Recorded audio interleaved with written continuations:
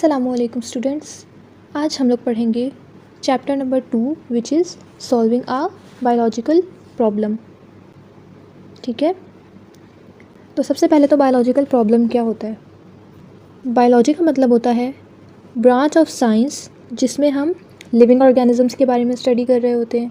ठीक है, तो व्हाट इज़ बायोलॉजिकल प्रॉब्लम? ऐसी प्रॉब्लम जो कि किसी लिविंग ऑर्गेनिज्म की वजह से प्रोड्यूस हो इज़ कॉल्ड बायोलॉजिकल प्रॉब्लम। ठीक है, next terminology is biological method. What is biological method? एक ऐसा मेथड जो कि किसी भी बायोलॉजिकल प्रॉब्लम को सॉल्व करने के लिए यूज़ हो, उसको हम कहते हैं बायोलॉजिकल मेथड।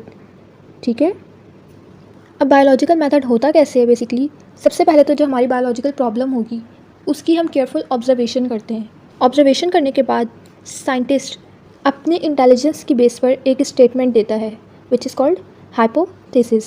ठीक है, हाइपोथेसिस सही भी हो सकती है और गलत भी हो सकती है। नेक्स्ट स्टेप होता है हमारे पास deduction. Deduction is same as reduction. Deduction का मतलब होता है फ़िल्टर करना। ठीक है, हाइपोथेसिस मल्टीपल हो सकते हैं, फिर हम उस पर क्वेश्चनिंग करते हैं कि अगर हमने ये हाइपोथेसिस दिया है तो ये क्यों दिया है। ठीक है, हाइपोथेसिस को एक्सप्लेन किया जाता है, उस पर फर्दर क्वेश्चनिंग होती है। ठीक है, तो जब हम उसको फर्दर एक्सप्लेन करते हैं तो हमारे कुछ हाइपोथेसिस रॉन्ग हो जाते हैं इस स्टेप पे, तो ओनली सेलेक्टेड हाइपोथेसिस को हम नेक्स्ट स्टेप्स की तरफ लेके जाते हैं। ठीक है, डिडक्शन के बाद जो हमारा हाइपोथेसिस होता है उसको हम फर्दर एक्सपेरिमेंट से गुजारते हैं। अगर हमारे एक्सपेरिमेंट्स हाइपोथेसिस को सपोर्ट कर रहे हों तो वो हाइपोथेसिस हमारा थ्योरी बन जाता है। ठीक है, और थ्योरी पर मुख्तलिफ एक्सपेरिमेंट्स किए जाते हैं अगेन एंड अगेन, और जब सिमिलर रिजल्ट्स ऑब्टेन होते हैं तो वो थ्योरी लॉ या फिर प्रिंसिपल बन जाती है। सबसे पहले हमारे पास होगी साइंटिफिक प्रॉब्लम जिसकी हम ऑब्जर्वेशन करेंगे और उसके नतीजे में हमारे पास एक हाइपोथेसिस आएगी। ठीक है बच्चों, हाइपोथेसिस के बाद नेक्स्ट स्टेप है डिडक्शन, उसके बाद एक्सपेरिमेंट, देन थ्योरी और फिर लॉ एंड प्रिंसिपल। ये हमारे पास हो गया बेसिक ओवरव्यू। अब हम इन स्टेप्स को वन बाय वन डिटेल में डिस्कस करते हैं। यहाँ पर दो डिफरेंट वर्ड्स का इस्तेमाल किया गया है, one is scientific method, other is biological method. ठीक है, तो साइंटिफिक मेथड वो मेथड है जिसमें हम साइंस की प्रॉब्लम्स को सॉल्व कर रहे होते हैं। ठीक है, और बायोलॉजिकल मेथड वो मेथड है जिसमें हम बायोलॉजी से रिलेटेड प्रॉब्लम्स को सॉल्व कर रहे होते हैं। तो साइंटिफिक मेथड क्या है? It is a problem solving approach. कौन सी प्रॉब्लम? किसी भी किस्म की problem which is related to science. और साइंस क्या है? It is the systemic study of nature.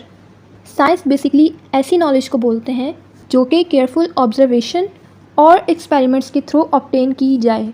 किस चीज़ की ऑब्जर्वेशन? नेचुरल वर्ल्ड की। ठीक है, तो science is the systemic study of nature. And what is scientific method? Scientific method is a series of steps followed by scientific investigators to answer specific questions related to natural world। ठीक है, biological method में कौन कौन से steps होते हैं इनको हम one by one again study कर लेते हैं in the form of flow chart. ठीक है बच्चों, सबसे पहले तो हमारे पास कोई क्वेश्चन अराइज होगा related to living organisms which is called biological problem. उस प्रॉब्लम की केयरफुल ऑब्जर्वेशन की जाती है। ठीक है, डिफरेंट फैक्ट्स कलेक्ट किए जाते हैं।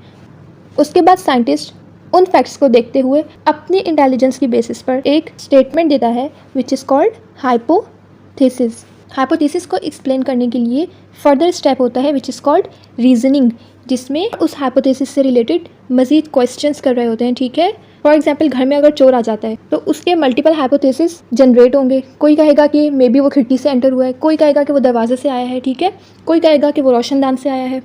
अभी जो मल्टीपल हाइपोथेसिस आए हैं हमारे पास, इन पर लॉजिकल क्वेश्चनिंग होगी, यानी कि जो बोल रहा है कि वो दरवाजे से आया होगा तो ये देखा जाएगा कि क्या दरवाज़ा उस टाइम खुला था या नहीं।